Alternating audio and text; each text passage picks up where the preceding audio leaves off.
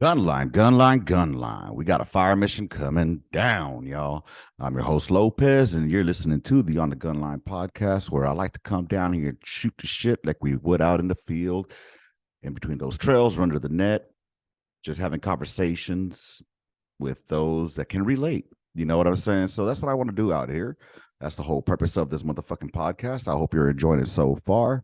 If this is your first time listening, you picked a good episode to jump onto because today I'm going to go ahead and take y'all through my story.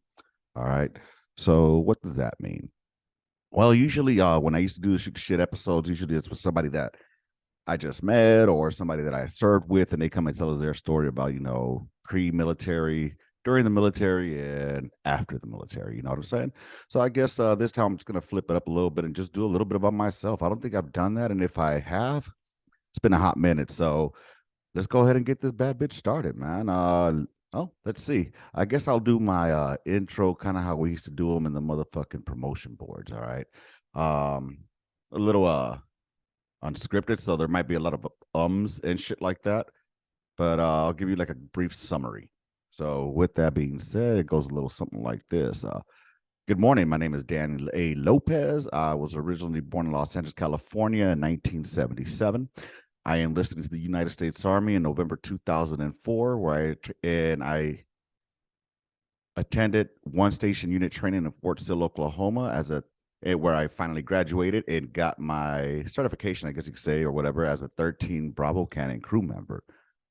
My first duty station was at the 2nd Battalion, 77th Field Artillery, out of Fort Hood, Texas, the 4th Brigade of 4th ID.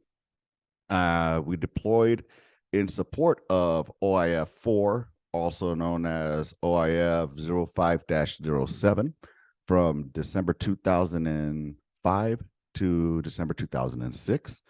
Upon redeployment in 2006, I then re-enlisted, and I had orders to go to Korea, where I was stationed at Camp Hovey from 2007 to September 2007 to September 2008 in the 1st Battalion, 15th Field Artillery, 2ID. And while I was there, I had a lot of fucking fun, but that'll be the in-between stories.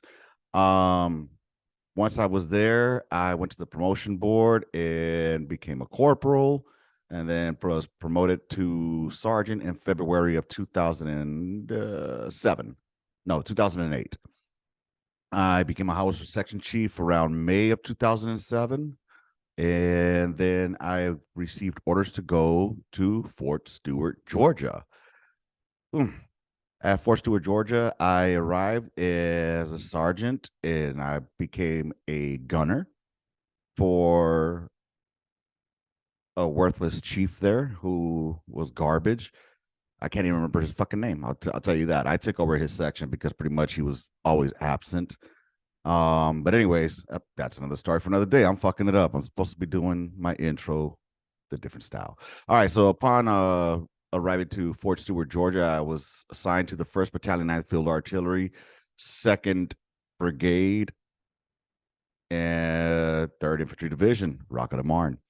I was a gunner, then I went to be a howitzer section chief in 2nd Platoon. Old Smoke Simon. What's going on, Smoke? We had some good times, didn't we? Anyways, then we deployed in support of Operation Iraqi Freedom. I don't know what number it would have been, bro. Maybe 7. But it was from 2009 to 2010, October 2009 to October 2010. And we served in Mosul. I was out in Mosul, Iraq. Did that deployment. And then upon redeployment in October of 2010, yeah, that's when they said that the war was over. Sometime like in September or some shit like that, or Operation New Dawn or something. I don't know what the fuck they're talking about because we were still out there on motherfucking patrols, in Mosul, getting fucked up. So I don't know what the fuck they talking about. But with that being said, we redeployed in September of 2010. October of 2010, we redeployed back to good old Fort Stewart, Georgia. And then I came down on orders to go to Fort Carson, Colorado, where ironically I ended up back in the 2nd Battalion, 77th Field Artillery, 4th ID, and 4th Brigade, 4th ID, Mountain Brigade, as they called it. And that's where I finished out my career to 2015. So that's pretty much a quick wrap up. I was section chief there. I made it to the position of gunny, quote unquote, but I wasn't really a gunny, quote unquote, because that was only while the majority of the battery had deployed over to Afghanistan, and we were rear D. That's not a real fucking gunny. Sorry. And I turned down a position to be the gunnery sergeant, simply because I knew where my body was at the time. I knew how things were going with me, and that I wasn't going to be effective to the fight. So when Lieutenant Park selected me to be the gunnery sergeant for our platoon, I respectfully I thanked him for it, but I respectfully declined and handed it over to another NCO who did outstanding things, I'm sure, and have nothing but love and respect for. He knows who he is. And with that being said, that's my story of my quick summary of the military service. I've been out now for 8 years since shit. I went on terminal leave in January 2015, and then I was finally medically. I was retired finally in March 26, 2015. And as you can hear, it's out of a medical. I was med boarded. That's a story for another day, but it has to do with why I knew that I wouldn't be serving as a gunnery sergeant. With that being said, though, man, I did enjoy my time in the military. I loved it. I drank the Kool-Aid. I always say that 100%. I drank it because I wanted to be a service member from the 4 years old, 5 years old. You know how on you hear that shit on Goodfellas, where he says, as far back as I can remember, I always wanted to be a gangster. Well, for me, it was as far back as I can remember, I always wanted to be a Marine. All right. And before y'all jump down my motherfucking throat about everybody wants to be a Marine, blah, blah, blah, blah, listen to the story. All right. So check it. It was about 1984 around that time frame. I must have been about 5 or 6 by then. I was born in 77. So no, it wasn't 84 then. It must have been like 82, 83, somewhere around that time frame. My brother Robert, he had come from El Salvador, and he finished high school in LA. And when he got out of high school, he joined the Marine Corps. So that was my introduction into the military lifestyle, was seeing my brother graduate boot camp at MCRD out there in San Diego.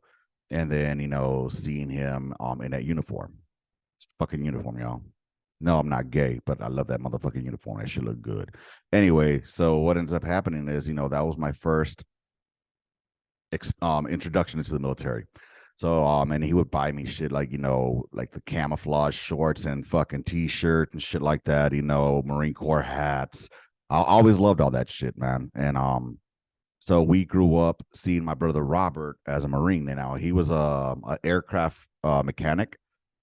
So he wasn't in a combat MOS, but he did take care of combat aircraft, whether it was the A6 Intruder that he worked on or shit. Well, this is back in the motherfucking early 80s. So that being said, I grew up in that environment, seeing him in uniform and going to visit him, or when he would come back, and he was a big influence on me. All right.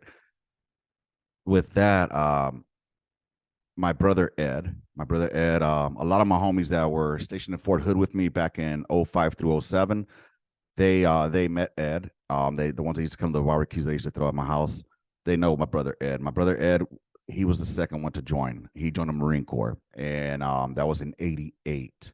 I was in junior high school, and 88, 89, I was in. And anyways, so he joined the Marine Corps. And then in 90 was when the war kicked off, I want to say, 1991, whatever the fuck it was when the war kicked off in support of Operation Desert Storm. So again, I was a young kid, and even as a little kid, man, if I got pictures, y'all, where I was like 5, 6 years old and I'm saluting and shit, because I was just that enthralled into it. I wanted to fucking be in the Marine Corps at that time. And anyway, so Ed joined the Marine Corps, influenced again by my brother Robert, and then but he became a tanker. All right, so he was a Marine Corps tanker in that dinosaur of a tank called the M60, and he was in the last battalion to have that tank in the Marine Corps, and they took him over to Saudi and liberated Kuwait and those old ass dinosaurs, and then him fucking telling me the stories like I would write to him while he was out there in Saudi and in Kuwait, and he would write back and shit like that. So it was pretty cool, man. Like I got a picture that he sent me. I show it here all the fucking time, so I'm not gonna go ahead and do it again. But it's of a burnt Iraqi body that was pulled out of a tank during the tank battles that they had, and then they put it next to a chalkboard with a big arrow that says, "Don't mess with the U.S. Marines." So that was, I've had that picture since the war. There since he sent it to me, and now I treasure that picture. Then what happened? Afterwards, again, big influence in my life. Ed, Robert, and then my brother Ramiro. He joined the army later, and after the war, and he joined and became infantry. So he went infantry. He did his 8 years in there. He, had his ups and downs in the army. Let's just say he went to Korea a few times.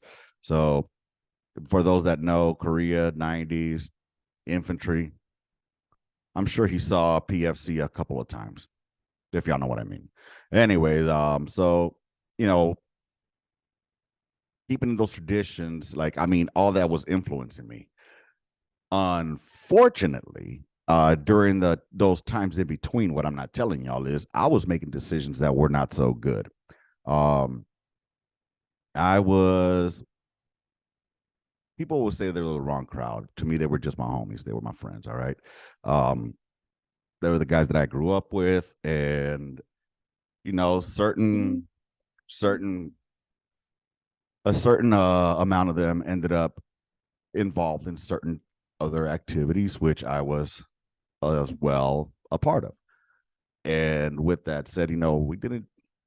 Let's just say I legally fucked my record up.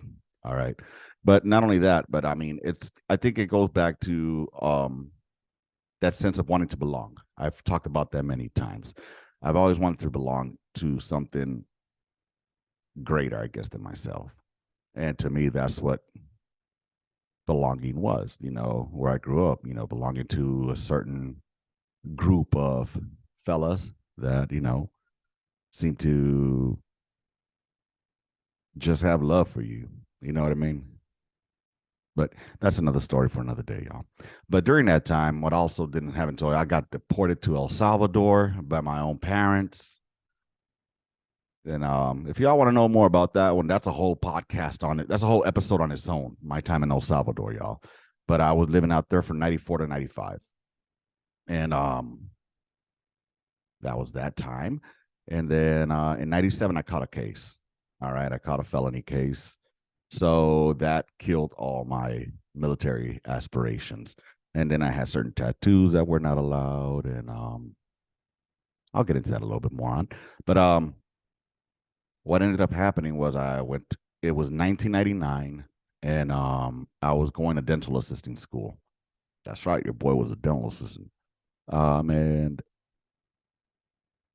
there was happened to be a recruiter office across the street.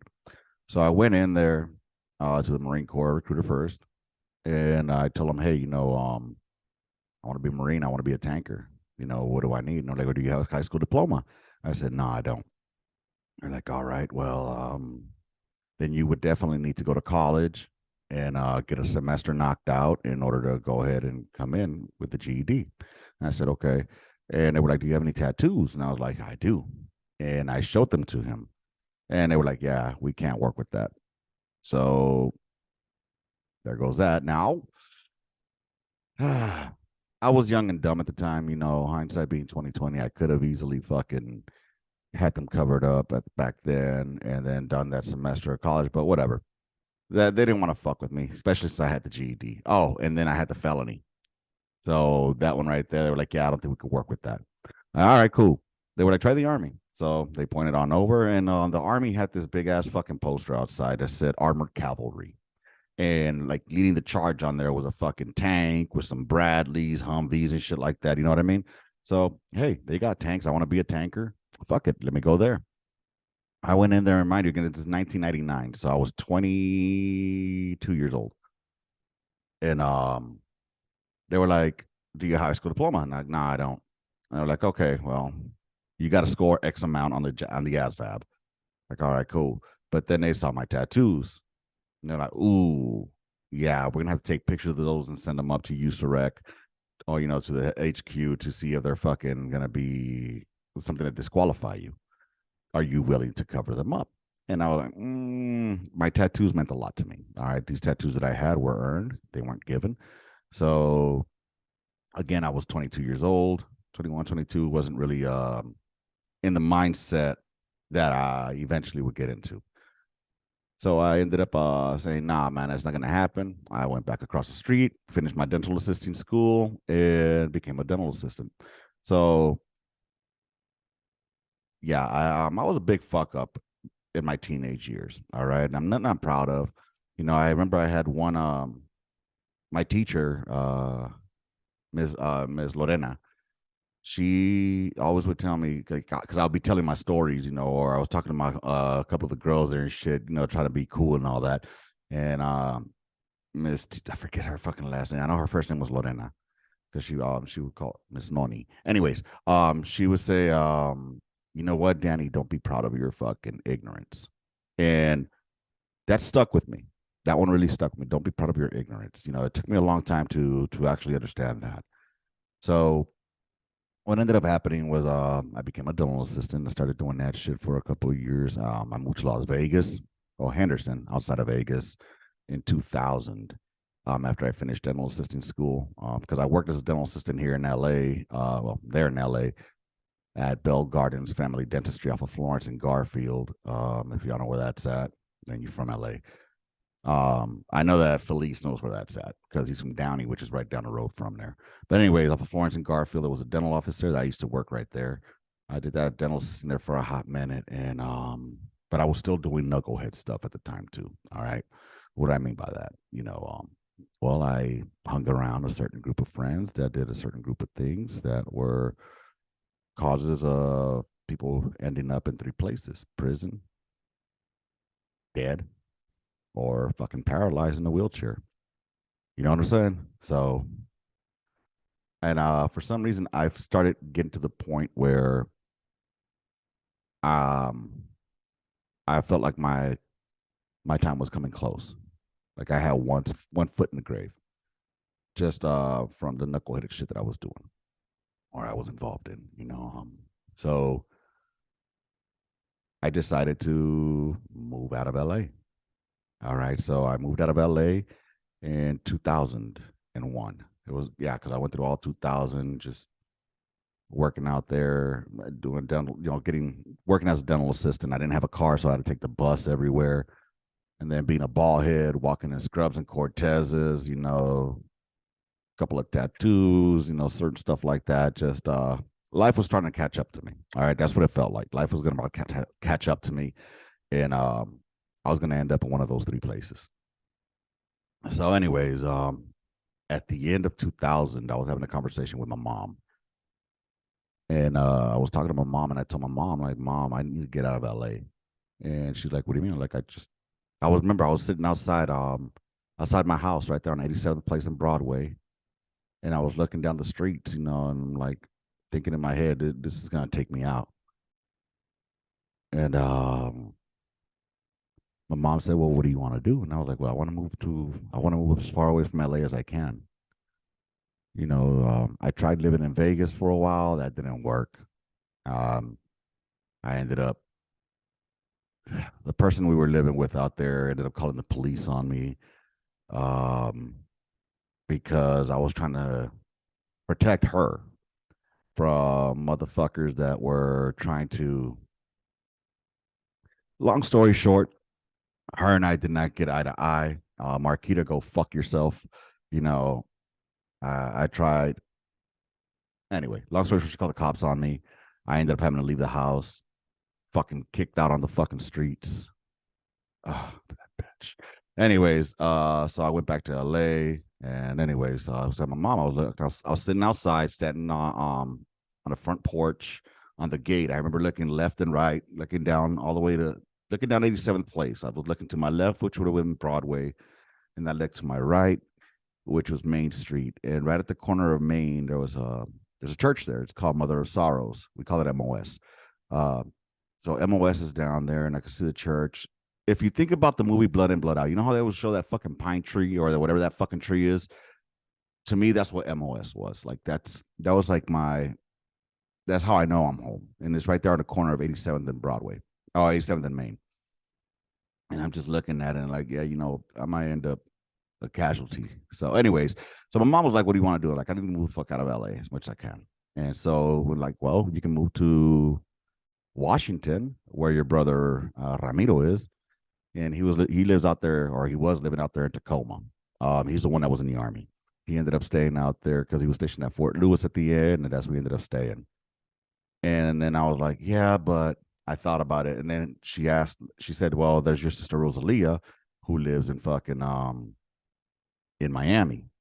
And I was like, well, the further away, the better, because the thing is that moving up to Washington, what I kept thinking in my head was, it's still West Coast. It's still going to be very influenced by California, by LA. And then, it's going to be, I didn't think it was going to be a productive environment for me. So I reached out to my sister, Rosalia, and this wouldn't have been the first time I lived with her. Remember when I said I was a fuck up, that I was a knucklehead? I ended up living with her twice before. Once in 1991 or two, I was in the ninth grade. I got sent to live with her in order to try to keep me away from knuckleheaded mistakes, which I kept on making. But I gave her a run for her money. I moved to Maryland to go live with her, and so I lived out there in Silver Springs for a school year. It didn't work out with her. And then again, I went to live with her in 1994, right on 93. It was 93, right before fucking it was right before I went to El Salvador. Like I said, I was a fucking knucklehead, man. So my parents shipped me to go live with her, but her and I did not seem eye to eye, and I ended up leaving and back to LA. And then my parents were like, "Nobody wants you." So my parents had bought a farm, literally, in El Salvador, in the small little town of Tenancingo. So Jesus Christ, I can't believe it was that long ago. Anyway, so my dad had his place built out there, and his land, and so at the beginning of 1994 in January, I caught a flight to go live in El Salvador, which I had visited in '92. I want to say it was that I had visited there, and it was cool and all, but it wasn't the place I wanted to live at. But then again, I had nobody to fucking live with out here. I wasn't gonna go live with the homies. I was gonna go live with because the homies are homies, but the homies on the street and they only gonna hold you up for a while. Then you gotta go. You know what I'm saying? Anyways, things that you don't learn till later. But anyways, so I ended up going to El Salvador. God, I'm all over the place with this story. If I still got your attention, hey, cool beans, man. Um, where was I with this? Oh yeah, I went to live in El Salvador. Oh, but anyways, made some knuckleheaded moves, blah blah blah. Caught a case. Oh, so yeah, that's how I ended up in Miami. All right, so anyways, third time's a charm, right? So I went back to live with her in Miami back in 2001 in February, and my brother Lewis went to drop me off at the Greyhound station. I let him have my cell phone. It was one of those Motorola flip phones. I think it was called Razor, maybe. I'm not sure. Anyways, but he said something to me that haunts me to this day. All right. My brother Lewis, got him a hug. He's like, "Hey man, you be careful." I told him, "Yeah, I'll be all right." And he's like, "You'll be back within a month." And I was like, "Nah, that ain't gonna happen, man." He's like, "Nah, you'll be back within a month." And he was right. I was back within a month because he passed away. He had a heart attack. And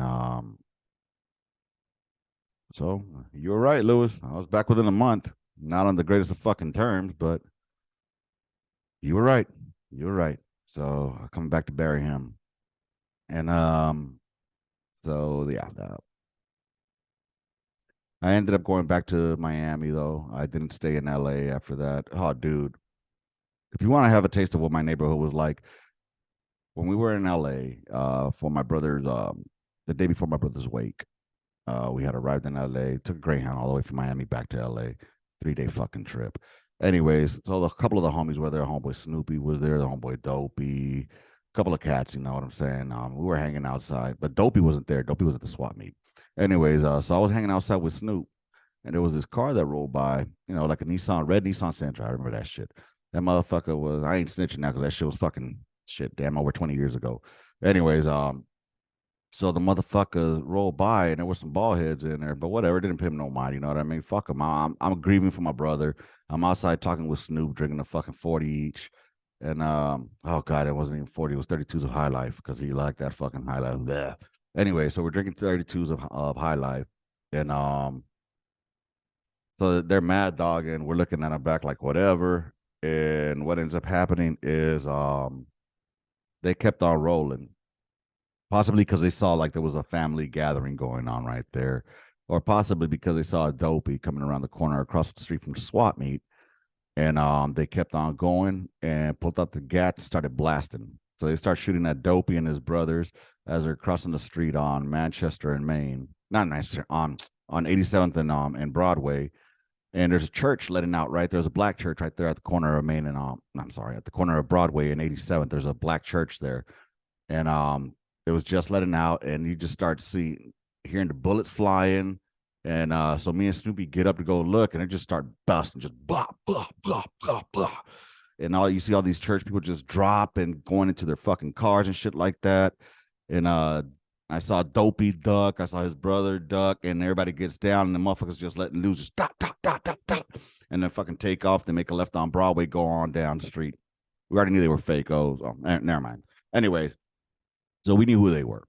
Long story short, fucking, I see Dopey running down to the house, and Dopey gets to the house. He's like, "Hey man, they fucking shot me." I'm like, "What?"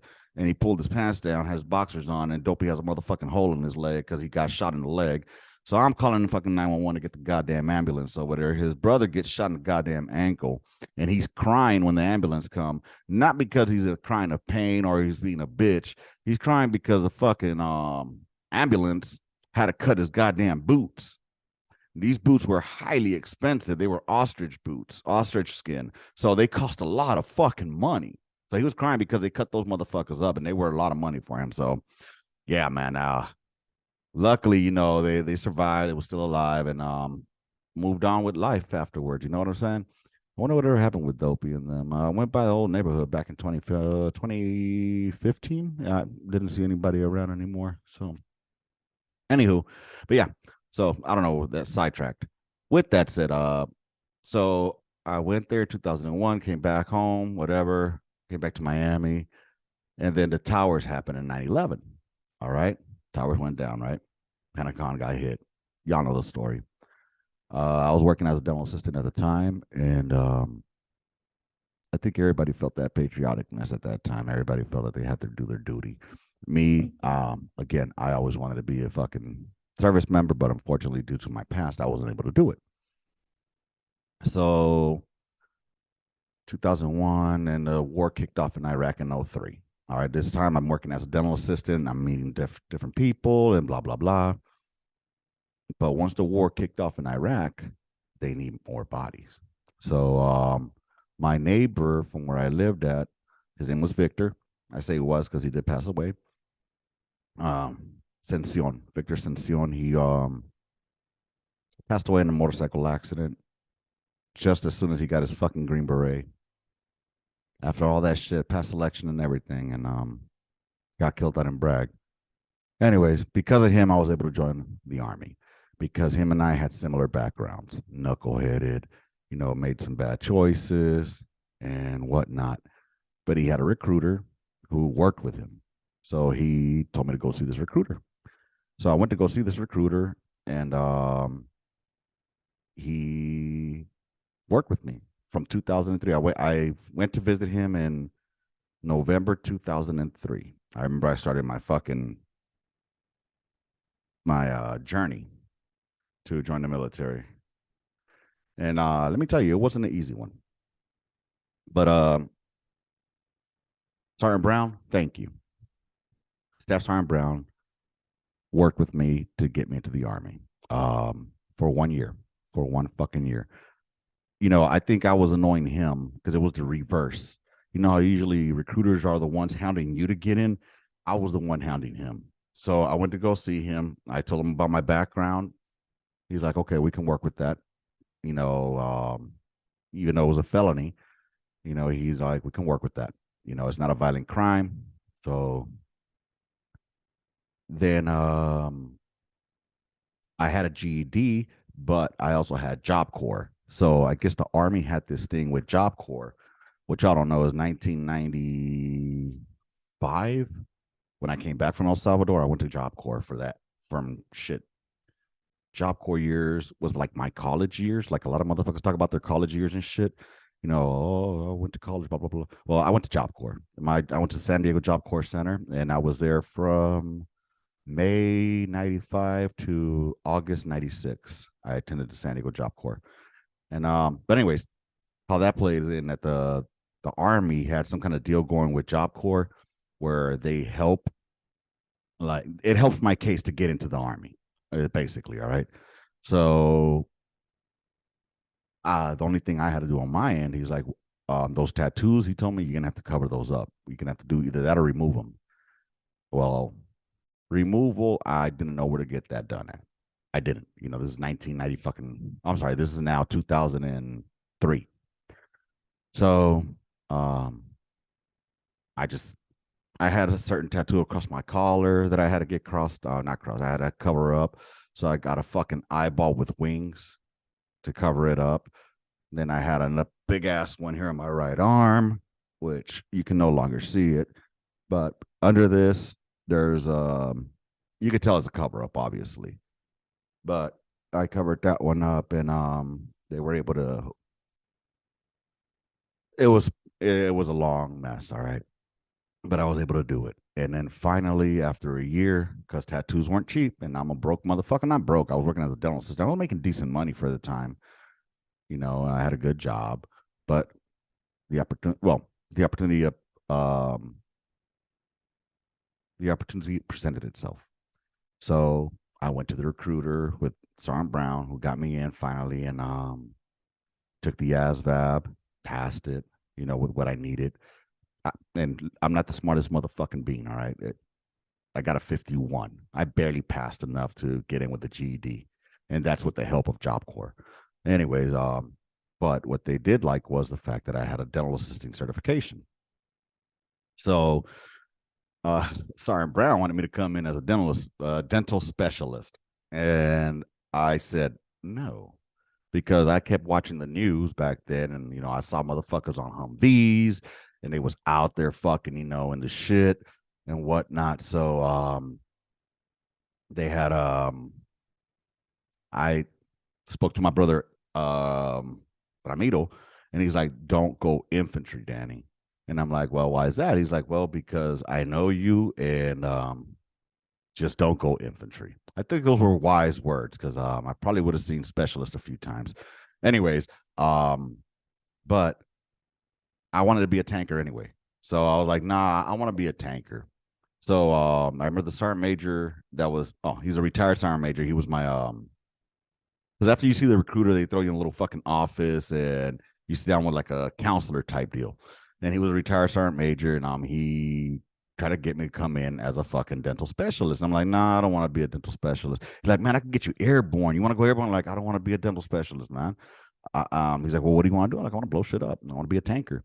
So he's pulling up, and he's like, yeah, well, I don't got any open slots for tankers. Like, well, I don't know what to do then. And he was like, I started thinking, I thought about my homeboy, Sencion, Victor, and he was a calf scout. And I was like, you know what? My buddy that, helped me get in, he's a calf scout. Let me try calf scout. And he's looking up, Yeah, that's not open either.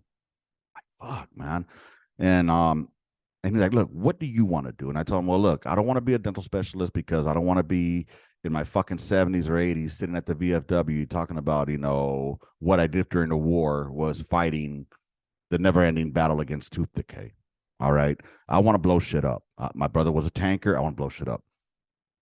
So he starts looking through his shit. And sure enough, he's like, well, let's look at this. And he throws the fucking DVD in there and pushes play. And it says military occupational skill 13 Bravo, Canon crew member. And so what do I see? They're talking. I see this, I see that, but then I see a paladin, a civilian mind, the paladin tank. I said, I'll take that. He's like, are you sure? Like, yeah, I'll take that right there. And he's like, okay. Comes with a bonus. I don't care. I'll take that. And sure enough, then I hit motherfucking one station unit training, uh, Fort Sill, Oklahoma, November 2004. November 24th was my first day in Fort Sill. That was my birthday. That was my motherfucking 27th birthday or 26th? 2004. I was born in 77. My 26th birthday, right? Or 27th? I don't know. It was one of those birthdays. 2004. 2000. Fuck, how old was I then? I don't fucking know. Anyways, you do the math. I was born in 77, November 24th, 77. And I ended up, my first day in Fort Sill was November 24th, 2004. I think it was my 27th birthday. Anyway, yeah, it was my 27th birthday. That's right. Anyways, sorry. I go into fucking dumb mode. So what happened next? Yeah, I got basic training, y'all. That shit was fucking fun. Yeah.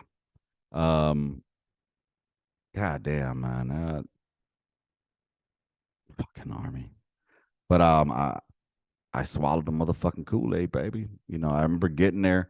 I had cut my hair short, kind of like this, thinking that, that way I could avoid getting a fucking barber haircut. Nah, chief. And then I thought, I would just I'd be cool with a mustache because, they say you could have a mustache. Nah, chief. I had a nice little fat mustache that I had to go dry shave because that motherfucking drill sergeant. This was in reception at the 95th. That's what they call it when you first get there. You go to a place called reception, and it's not real boot camp. I did not know this at all, at all. I got there and late at night, and then fill out all the fucking paperwork, do the goddamn amnesty box and all that shit. Then they gave me my sweatpants, and my sweatshirt and my pistol belt with a canteen, and God damn, we look so fucking stupid.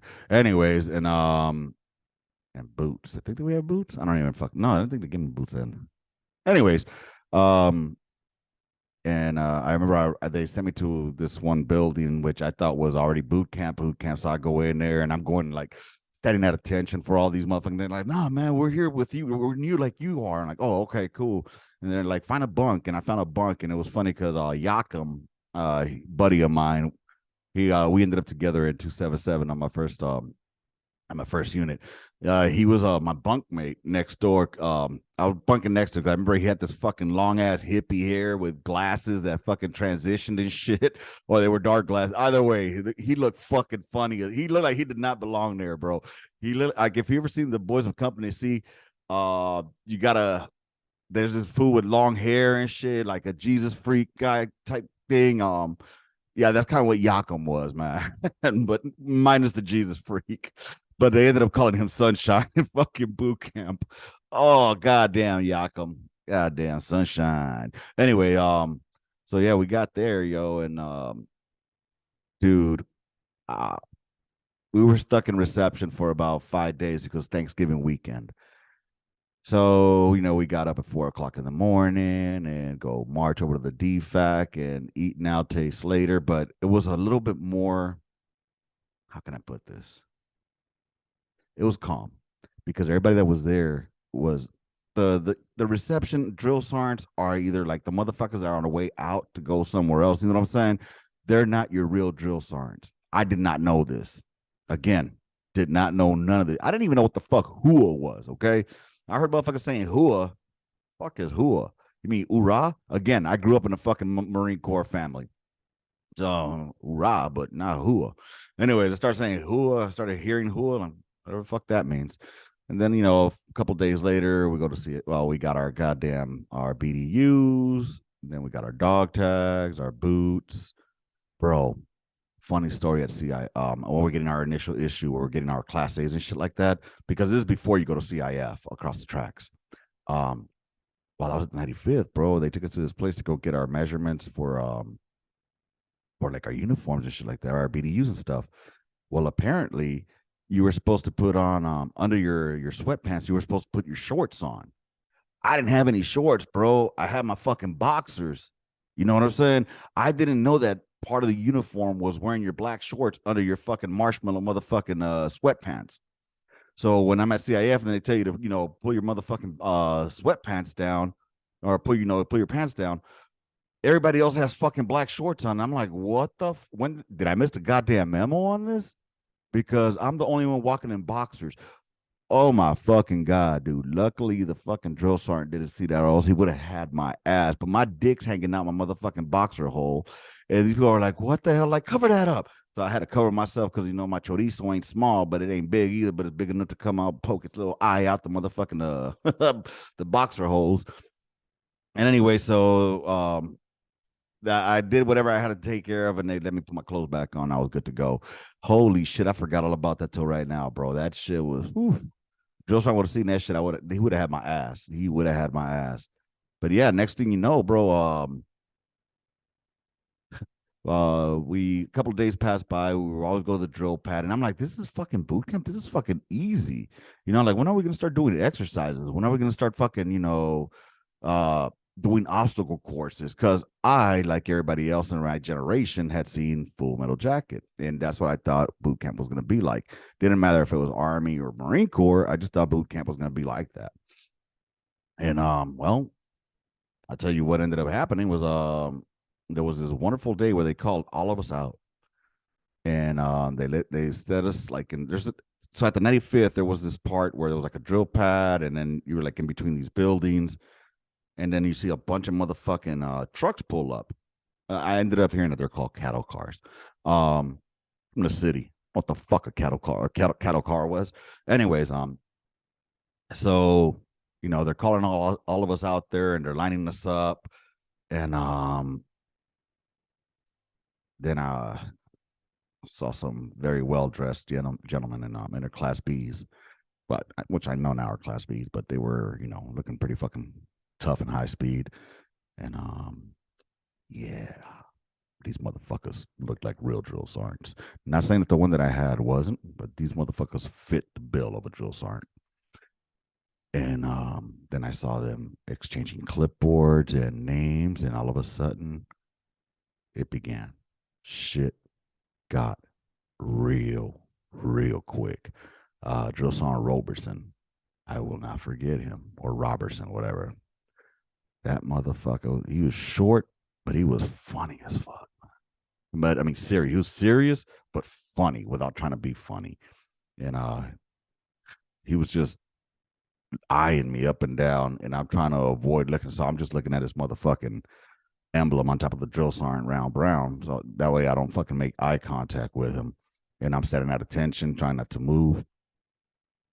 And like he had his eye on me, and I felt it like, oh, this is not gonna be good. Anyways, so they did that, and then all of a sudden they start giving us instructions like, once you hear your name, you're gonna run straight to the goddamn kettle car, double time, no walking, blah, blah, blah, blah. And sure enough, that's when we got packed like goddamn sardines inside these cattle cars. And then after all of us get put in there, there was this one drill sergeant Beato. I think he was a Dominican cat. He became an officer later, I heard. But Drill Sergeant Beato was funny as fuck, dude. He's got to be retired by now. I mean, shit. It would have been well over 20 years for me. But anyway, so Drill Sergeant Beato was like, okay, privates, Close your eyes and bow your head and pray, privates. Pray. Welcome to hell, privates. I'm like, what the fuck did I get myself into? And like, you don't have to worry about the pussy here, privates. You don't have to worry about pussy at all because you are the pussy and you were about to get fucked, privates. Oh my god, dude! Just the way he was saying it, like it was yeah, it was something else. We got down on the fucking across the tracks, got to CIF. That was a fucking amazing experience where they're throwing all your shit at you. And then there was this one drill sergeant, can't remember his fucking name. I want to say it was Wallace, maybe. That motherfucker like, give me your shit private, and I threw him my shit, and then he which was it was my laundry bag that had all my shit in there, and he grabs it and he dumps it all out and then just chucks it onto the middle of the motherfucking CIF dirt, and I had to go and pick it up. Now go pick it up, private. And I had to go fucking run up there. Anyway, it was just fuck games, you know what I mean? And we finally get to the other side of the tracks. We get to the Starship, and I was in Delta Battery, 1st Battalion, 22nd Field Artillery, Delta Dogs, baby. And that was a shark attack right there. Holy fuck. I wish I would have known that they got drill sergeants from all the motherfucking Starship to come and fuck with you, because there was this one motherfucker there, Drill Sergeant Spivey. I will never forget him. This motherfucker had the look of evil. All right. Drill Sergeant Spivey looked like Skeletor if he had skin. Drill Sergeant Spivey looked like a goddamn hound of hell incarnate. This motherfucker looked like he would suck your soul out, just by doing that. That man looked evil as fuck. Now, he's probably cool as shit. I don't know. I don't know him. Like, all I know was day fucking zero. All right. And that motherfucker was evil, plain fucking evil. And well, that's what he looked like to me. And then our senior drill sergeant, after they did their whole little fucking smoke show and all that shit, where they fuck us with the duffel bags, lift them up, put them down, left, right, bullshit, stack them together, a little whistle blowing bullshit. They introduced us to Senior Drill Sergeant Williams. He couldn't just open the fucking door like a regular man, just come out there and talk to it. Nah, this motherfucker had a showboat. That fool kicked the goddamn door open, comes out there and just, I guess they pointed one dude out already. His name was Polite. Polite didn't make it. He got recycled a couple of times. I think he ended up quitting out. Anyways, but Polite the homie. He was the homie.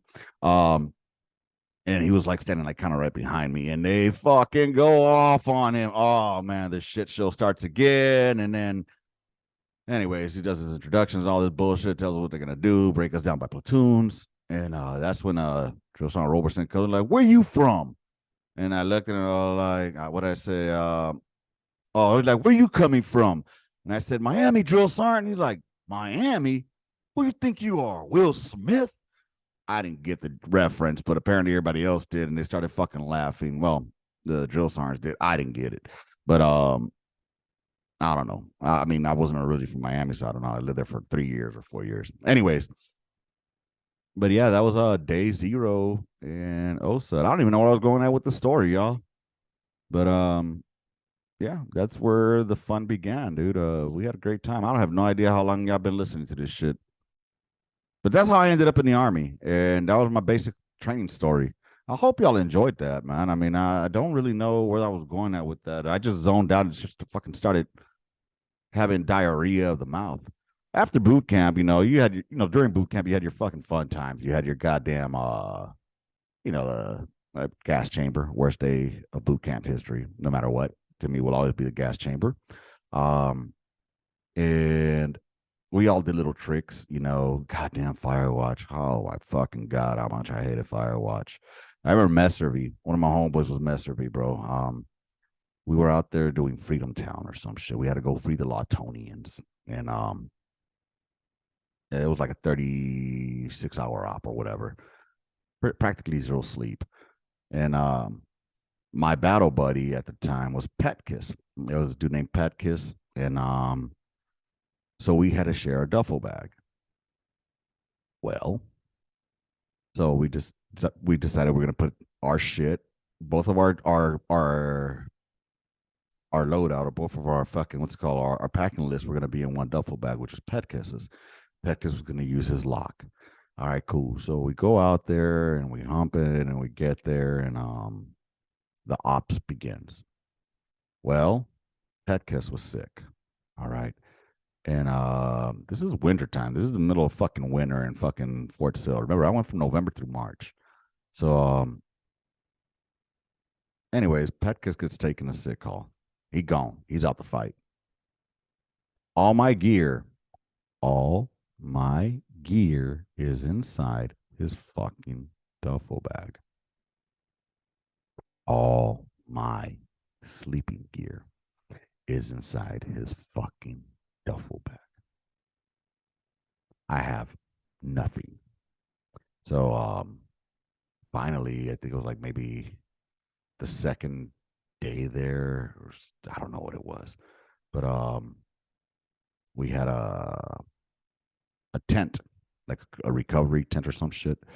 That it was like GP mediums, and that's where we would go in there to fucking rest up for a few hours. And I was cold. I was fucking cold, bro. Luckily, my boy Master V, he's like, "Hey Lopez, come over here, man. Get warm with me." And Master B, he was from Lower Alabama. He's from Alabama. That's the homie.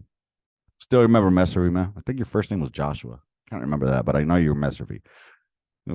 Fairly big white boy. Anyway, well, not big. He was husky, not big. Anyways, I'm moving on. So me and him, we spooned. We fucking spooned, Chief, to keep warm. And I appreciate Messery for that, man. You get to know your buddies really, really well because we weren't allowed to have motherfucking those the heaters. We couldn't have a fucking heater in there because if we did, we would have to have a fire watch. Ain't nobody trying to stay up on fire watch. We trying to sleep, bro. We got very little to no sleep. You know, like I'm talking about the first 24 hours, I didn't sleep with the shit. You know, I had to go guard here. We had to go on a mission here. And then motherfucking Josan Cabrera, Mr. fucking High Speed, wants to go like, oh, we gonna attack our fort, blah, blah, blah, blah. Josan Cabrera was a fucking nut. Anyways, yeah. Good fucking times, y'all. Oh man, oh man. With that, y'all, like I don't know if this has been a really good fucking emotional moment for me. I needed to release a lot of that, I guess, or remember some of those things. That's some of my journey, and when I graduated after, finally graduating boot camp, uh March of 2005, I remember Drill Sergeant Bauer was like, all right, so who's going to this place? Who's going to that place? And I had just found out that I was going to go to Fort Hood. And so Drill Sergeant Bauer was like, who's going to Fort Hood? And I raised my hand, and a couple of us did. And he's like, well, let me rephrase. Who's going to Iraq via Fort Hood? And I'm like, wait, what? Yeah, that's when I first found out that we were getting ready to deploy that year later on. So yeah, that was my origin story, I guess. Am I ready to be a fucking a hero now or a villain? Dun dun dun. Nah, yeah, I went to Second Battalion, 77th Field Artillery out of Fort Hood, Texas, where I met most of my fucking best friends. And I still keep in contact with him now. It's where your co-host Lee Hunt. That's where I met him. He was a specialist promotable at the time, and yeah, that was it, man. I mean, that was it for that part of the story. Now, thank y'all for listening to me. By the way, I was just fucking, I guess, unloading on this one.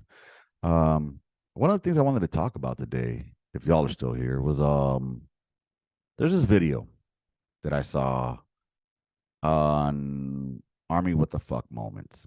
And it kind of pissed me off because it shows some soldiers with some engineered tape making like a glass house. All right. For those that don't know, it's kind of like you learn how to fucking breach a goddamn room and clear it.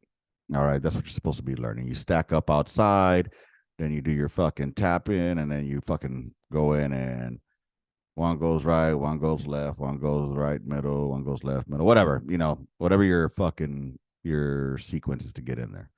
But anyways, you know, I I don't know if they put it up to be funny. as far as like, I don't know if they did this like a mockery of like training. I don't know. I don't. To me, I thought that they were actually, just training, which is what they're supposed to be fucking doing. But here's what pissed me off. What pissed me off were all these fucking keyboard commanders that were out there saying, "Oh, Pogue's doing this or S1 doing that," and you know, nah, I didn't do that.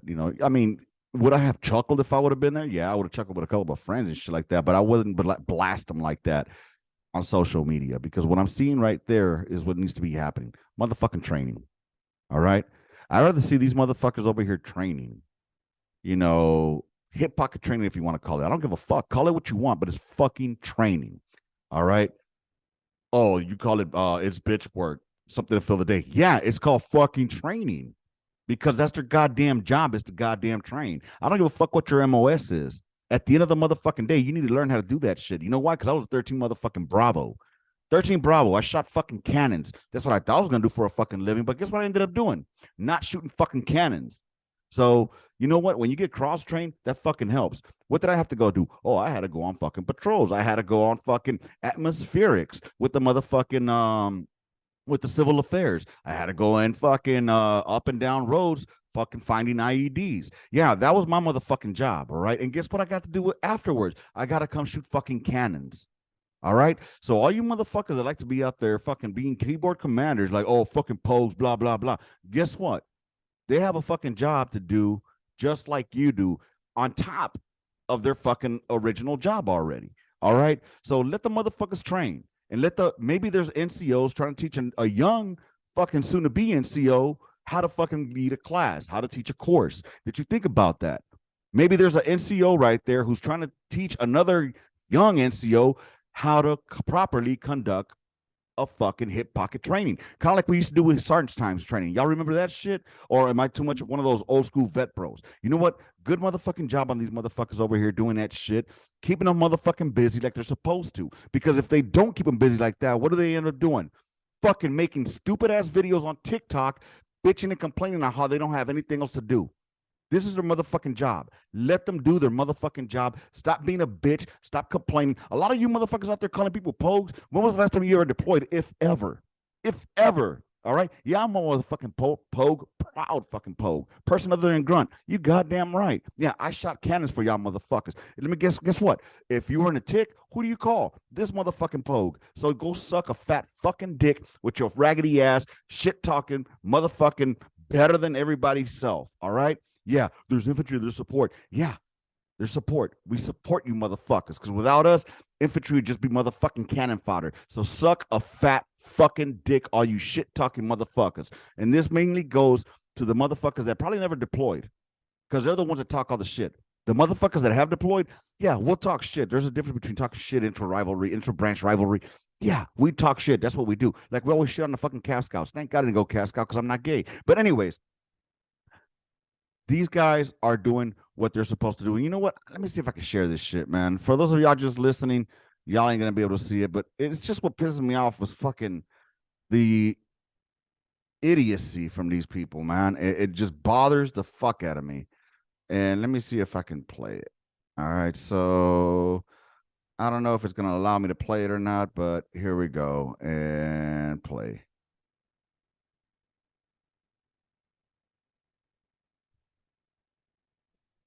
So, they're tapping each other, and obviously, they're not fucking the best at this, because it's not obviously their primary MOS, but you have to start somewhere, yo.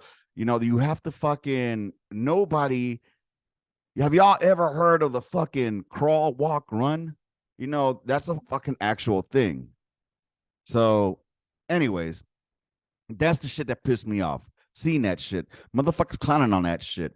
I try to go in there and be supportive. I said, hey, man, good training. Slow is smooth, smooth is fast. That's the way they trained us. You got to go in there. You got to walk it a few times first so you can build that motherfucking memory of how you're going to fucking do it. I mean, instead of being supportive, y'all want to talk shit about them. You know what I mean?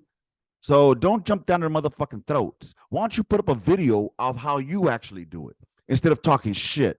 You know what I'm saying? Because at the end of the day, if they have to go fucking clear rooms, At least they'll have the background knowledge on what to fucking do. Not everybody's fucking infantry. And you know what? When was the last time you cleared a fucking room? When? Tell me when was the last time you deployed and fucking cleared a goddamn room? Calling motherfuckers pose, talking on all that keyboard commando shit. Sorry, I'm getting on my motherfucking getting pissed over here because I don't like shit talking. I mean, okay, I enjoy shit talking. It's what we do. It's what we do. But dude, don't fucking blast them like that on social media as a joke. Because once again, you're not only representing the fucking, you're not representing just yourself, you're representing the whole military, all right, as a whole. So everybody is getting a fucking laugh at that. Everybody's gonna be like, oh, that's what the American military does. They talk shit upon theirs. Yeah, we talk shit amongst each other, bro. But we don't fucking publicize it up there like that. All right. And anyways, whatever. I'll leave it at that. Dude, I appreciate y'all spending time with me here. If y'all got any questions, any advice that y'all want, or anything, bro, let me know. Maybe I'll continue this shit. We'll go from my first duty station and talk about that portion next time I do a solo. Y'all want to hear more, let me know. If y'all got any comments, bitches, gripes, concerns, slide them into the fucking DMs, into the comments, or on the gunline at gmail.com. All right. I'm always willing to have y'all motherfuckers on here. Hopefully I get this one dude called the Petty Grunts. He's on the TikToks. Hopefully I'll have him here soon. And because I've been just started chit-chatting with him. So, and to Chief 13 Bravo out there on the TikTok land, man, make sure y'all go give him a fucking follow as well. Forrest Job. On TikToks, you'll find me as OTGL_podcast. And yeah, that's all I got, man. Go check out on thegunline.com. Check out the merch. That's all I got, man. Thanks for being here with me. I just needed to do some venting, I guess, and let this episode fly. I don't know what it's going to sound like.